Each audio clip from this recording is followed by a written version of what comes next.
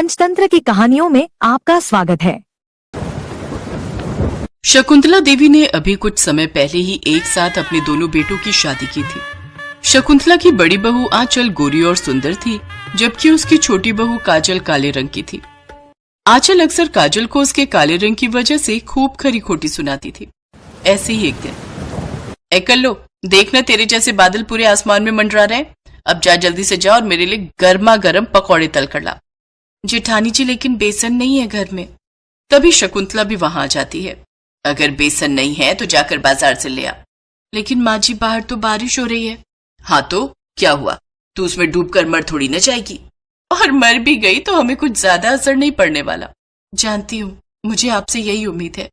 इसके बाद काजल बारिश में बेसन लेने चली जाती है। रास्ते में चलते हुए उसके पास से एक ट्रक गुजरा, जिसने उसके ऊपर कीचड़ उछाल दिया। अरे देखकर नहीं चला सकते हो क्या? बेचारी काजल कीचड़ में सनी हुई घर पहुंचती है। उसे देखकर आंचल चिल्लाते हुए कहती है, आ भूत भूत। अरे जेठानी जी, मैं हूँ काजल। अरे कल्लो, ये क्या हाल बना लिया तूने? सच में आज तो तू और भी डरावनी लग रही है। काजल खड़े खड़े आंचल को घूर रही थी। तभी शकुंतला ने उससे कहा, अरे तू मेरी चांद जैसी बहू को क्यों घूर रही है? उसे अपनी काली नजर लगाएगी क्या? जा अब जाकर नहा ले, कितनी गंदी बदबू आ रही है तुझसे। बेचारी काजल अपने कमरे में नहाने चली जाती है। शाम को जब उसका पति प्रभात ऑफिस से आता है तो अपनी माँ से पूछता है, माँ काजल का है? पड़ी हुई है अपने कमरे में। जरूर आपने ही कुछ कहा होगा। हाँ, तू तो हमारे ऊपर ही शक करेगा। पता नहीं उस कल्लो ने तुझ पर क्या जादू किया हुआ है। माँ, आपकी इन्हीं सब बातों से तो मैं परेशान हूँ। खैर, आपसे मैं बाद में बात करूंगा। काजल अपने कमरे में रो रही थी, लेकिन प्रभात के आते ही उसने अपने आंसू पोंछ लिए और उन्हें छुपा लिया। रुको, मैं अभी तुम्हारा मूड ठीक कर देता हूँ। ये लो। ये हार आप मेरे लिए लाए हैं? नहीं, पड़ोसन के लिए लाया हूँ। सोचा तुम्हें दिखा दूं। क्या आप भी ना। उस घर में काजल को प्यार देने वाला उसका पति ही था।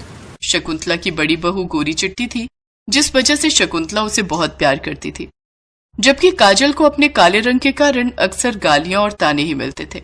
ऐसे ही एक दिन, आह आह। क्या हुआ बड़ी बहू? सासू माँ, रोटियां बनाते वक्त हाथ जल गया। बहू, तू तो वैसे ही इतनी नाजुक है। आखिर किसने कहा तुझे रोटियां बनाने को? तू अभी रुक। काजल, अरे ओ काली बहू। जी माँ जी। बेशरम कहीं की, तुझे अकल है या नहीं? तेरी जेठानी रसोई में रोटियां बना रही है और तू अंदर आराम फरमा रही है। देख तो बेचारी का हाथ भी जल गया। जाकर रोटियां बना। काजल किचन में जाकर रोटियां बनाने लगती है कि तभी बाहर तेज बारिश शुरू हो जाती है। अरे मैंने तो छत पर कपड़े डाले थे, सब भीग गए होंगे। बेचारी काजल अकेले ही जाकर सारे कपड़े उठाकर लाती है, जिसमें वो खुद भी पूरी भीग जाती है। अरे ओ काली बहू, कहाँ घूम रही है? ये ले, ये मेरी साड़ी धो दे, मुझे कल पहनना है इसे। इन सब के बीच बेचारी काजल को अपने गीले कपड़े बदलने तक का भी वक्त नहीं मिला और उसको बुखार ने जकड़ लिया। अरे ओ काली बहू, ये तो तुझे अच्छा बहाना मिल गया आराम करने का। नहीं माँ जी, मुझे सचमुच बुखार है। अच्छा ठीक है, चल तू दवाई खाकर आराम कर। आज का काम आंचल बहू देख लेगी। क्या मतलब आपका आंचल बहू देख लेगी? मैंने अकेले काम करने का ठेका थोड़ी ना लिया है। ये क्या मतलब? बहू, तू भी इस घर की बहू है और काजल की ही तरह तेरे ऊपर भी इस घर की सारी जिम्मेदारियां हैं। सासू माँ, मुझे ये सब बहू और जिम्मेदारियों के पाठ मत पढ़ाइए। अगर मैं बहू हूँ तो आप भी तो इस घर की मुखिया हो, तो सारी जिम्मेदारियां आपके ऊपर भी हैं। और वैसे भी मेरे पापा करोड़पति हैं, तो मुझे ये सब घर के काम काज करने की कोई जरूरत नहीं है, और ना ही मेरे पास पैसों की कमी है। शादी के बाद अपनी पहली बारिश के मौसम को मैं इस तरह वेस्ट नहीं जाने दे सकती। बाहर कितना रोमांटिक मौसम है और आप चाहती हैं कि मैं चूल्हा चौका करूं? ना बाबा ना। इसलिए मैं और ये तो चले 5 स्टार होटल में डिनर करने, और हाँ, आज रात हम वहीं स्टे करेंगे। आप अपना खुद देख लीजिए। इतना कहकर आंचल वहां से चली जाती है। इसके बाद शकुंतला को ही घर के सारे काम करने पड़े। तब उसे अपनी छोटी बहू काजल की अहमियत समझ में आई।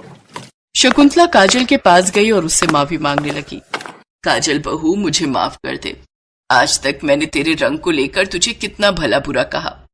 तेरे रंग के कारण तेरी खूबियों को भी नजरअंदाज किया, लेकिन आज मुझे तेरी अहमियत समझ में आ गई और अपनी गलती का भी एहसास हो गया। मुझे माफ कर दे।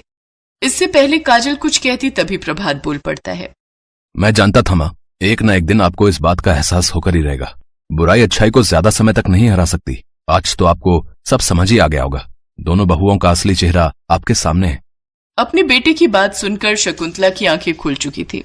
अब से वो काजल को ज्यादा प्यार और सम्मान देने लगी, जिसे देख आंचल को बहुत बुरा लगता और वो कुछ दिनों बाद अपने पति के साथ अलग घर में शिफ्ट हो गई। तो वहीं प्रभात और काजल खुशी खुशी शकुंतला के साथ प्यार से रहने लगे।